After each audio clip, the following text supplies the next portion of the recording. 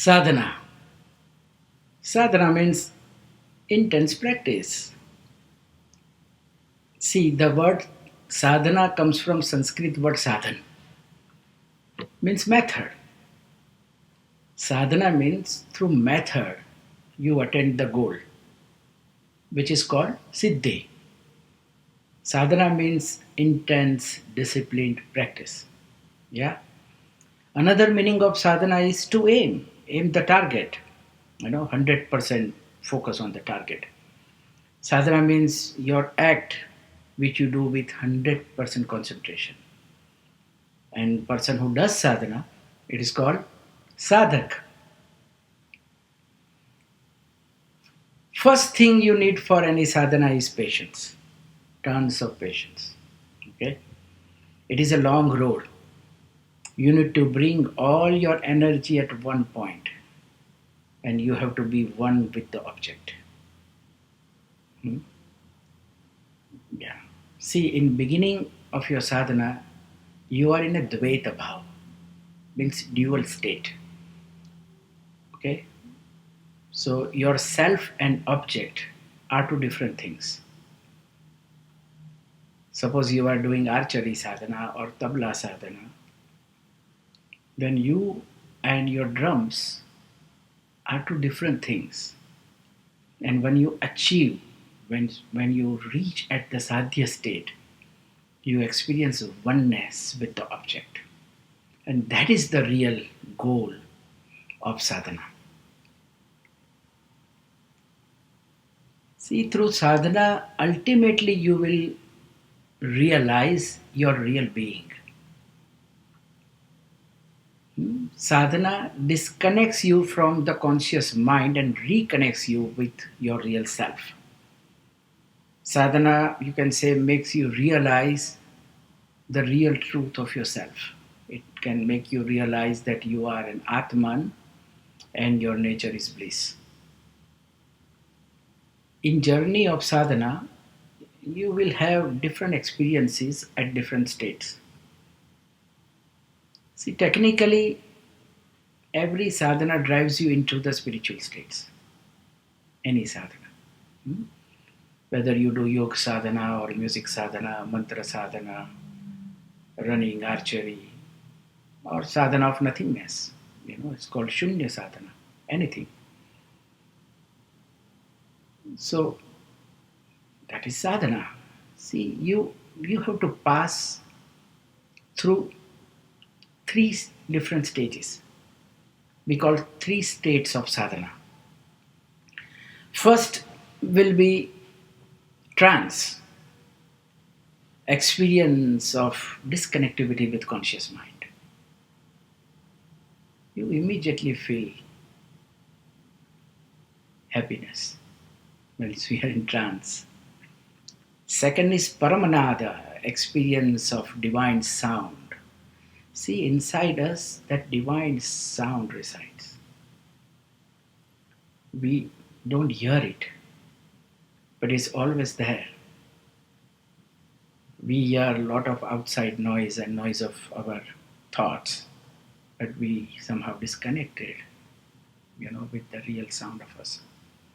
So that is experience of Param what you will achieve, the second state. And third is Atmanubhava, experience of your real self. That is the last state of sadhana. See, the real motive of sadhana should just be love towards the object.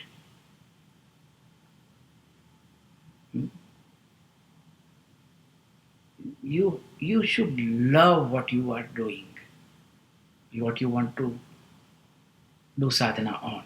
Suppose you want to do tabla, or you want to do dance, or you want to do yoga. You should have true love and affection for that subject. And sadhana should be done for self-enjoyment only. It should be done without any expectation. This is very important. You should not do sadhana to achieve something. See, achievement will be a byproduct. If you do sadhana with expectations, then there will be always a struggle with your mind, which means there can be disappointments, frustrations, anxiety, restlessness. See, technically, these are the hurdles. These are the things which will not let you reach to the satya state. Mm. And yes, our motivation for doing sadhana also plays an important role in our ability to achieve satya state. How we are taught also plays a role in our ability to do correct sadhana. Mm. See, in our normal teaching method, we give ready made knowledge. Let me explain this. Suppose someone is teaching you about Mahatma Gandhi. The lesson will often start with the sentence, Gandhiji was a great person. See, with this statement, there is no further search, nothing to think. You have to just believe. There is no self inspection. We just accept Gandhiji was a great person. In other hand, in a way of Jnanvad, you have to teach in a way that after teaching, student should realize on his own that Gandhiji was a great person. That's a correct way, correct method of teaching. With the informative way of teaching, you can do exam oriented study.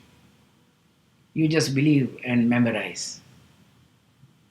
But you get limited knowledge.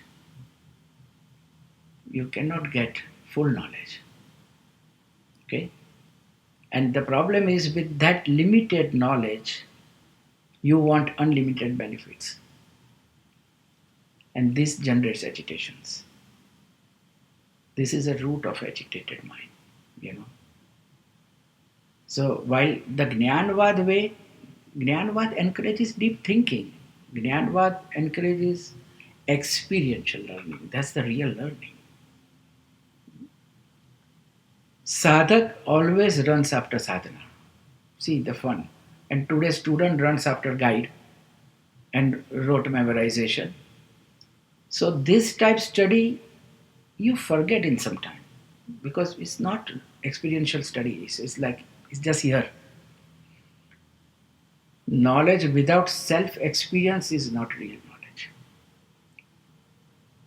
And information is just belief. You can run your work, you know, but it's not going to give you 100% satisfaction because it's not your experience. So you have to go for experiential learning. And the tool is sadhana. You have to go for sadhana. Okay, now what do we need for sadhana? See, if you want to be a good doctor, you need to develop certain qualities, isn't it? Similarly, to be a great sadhak, you need to develop some special required qualities. Hmm? The biggest hurdle in sadhana or path of sadhana is your mind. So, well, it applies in our life also. The problem creator is mind only. See, mind exists in abhav. Abhav means scarcity. Mind always feels something is lacking. In Indian mythology, they describe mind like an ocean, always moving, never steady. Mind cannot be steady. Hmm? So, first challenge in sadhana is how to make mind steady. The answer is through practice. What practice? Well, there are a number of methods which can help you to make your mind steady and quiet. The most common and effective is yoga. Any yoga practice can help you to make your mind steady. And there are 10 points what you need for good sadhana. Okay, let me explain. The first is the clarity of a goal. Means what exactly do you want to achieve? That clarity is very important. Hmm? Second is correct methodology. If you don't know correct technique, result won't be there. You have to be very careful there. Correct technique is absolutely important for any sadhana. Third is knowledgeable teacher. Your teacher should have long experience, correct knowledge, and love for teaching. That is also very important. Then correct environment. Fourth point is correct environment. Harmonious environment is absolutely needed. Then of course fifth is good health. Without good health you cannot do any good sadhana. Sixth is appropriate food. You should eat appropriate food. Okay. Seventh is very important, self-confidence. See, we cannot go for any sadhana without confidence. With doubt, you cannot enter. You have to enter with the faith. You have to enter with confidence. That's very important. Eighth is patience. Lots of patience. It's going to take its own time. Ninth is practical aspect, practical point, support from family and friends. I have seen many times some new sadhak wants to do some sadhana, but they are not getting that support from the family or friends, and they get distractions. Hmm? Tenth is, of course, some financial backup. Hmm? Some backup is needed. What way you can quietly sit and do sadhana. So these 10 points. Okay. So what we need here, let me summarize. For good sadhana, motivation should be self-enjoyment. You should learn through experience instead of ready-made informative way. And you have to keep these 10 points in mind. I am confident if you have all this, your sadhana will give you some good experience. Enjoy.